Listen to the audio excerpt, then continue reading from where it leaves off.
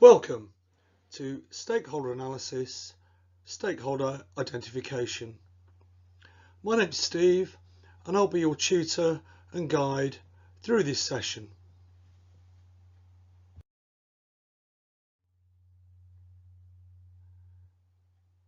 This session is about stakeholders and techniques for making a start and identifying them, who they are, what their interests are, where they fit within an organisation and a project.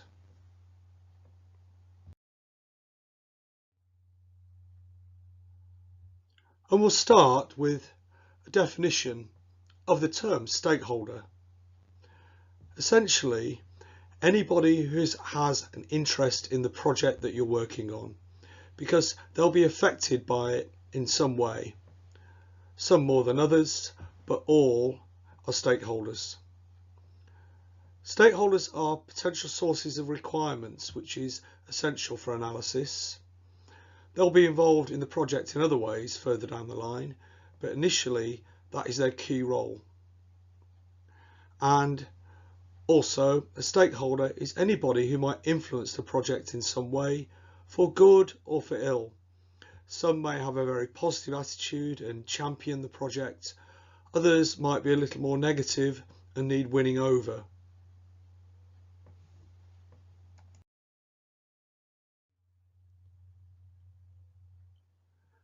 These three categories are a useful starting point to help you to identify who the stakeholders are for a particular project.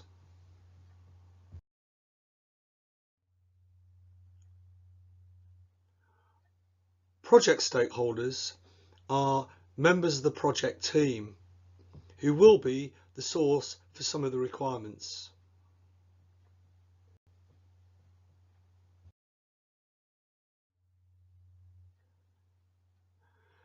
Business stakeholders are possibly the most important category. These are people working within the business organisation that is running the project.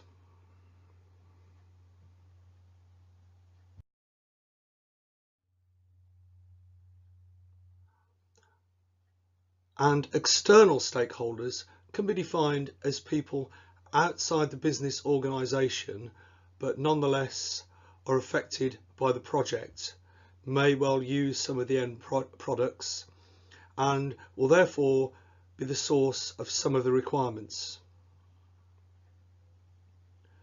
Just to expand on this a little bit, competitors may seem an odd category, but one thing a business might do is look at what their competitors are doing, well or badly, and use that to define some of the requirements for their own project. The wider world means things like the environment. An organisation may have a bit of a social conscience, a bit of a social remit, such as responsibility towards the environment or dealing with people fairly. So again, that might be an area to look at for some of the system requirements.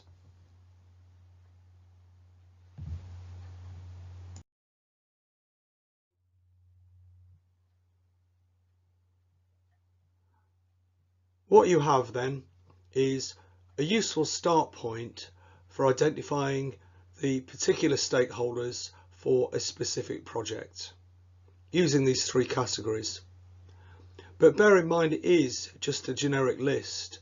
You would need then to do further work, further analysis to identify specifically who the stakeholders are for the project that you're working on.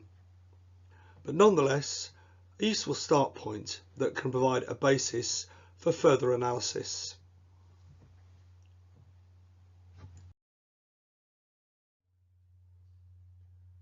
So, here's a summary of what we've covered.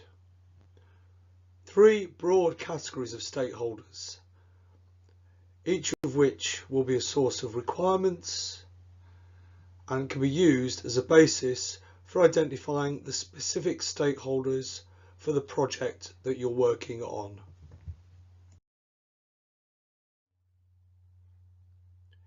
If you have any questions, please don't hesitate to get in touch. I'll be delighted to help.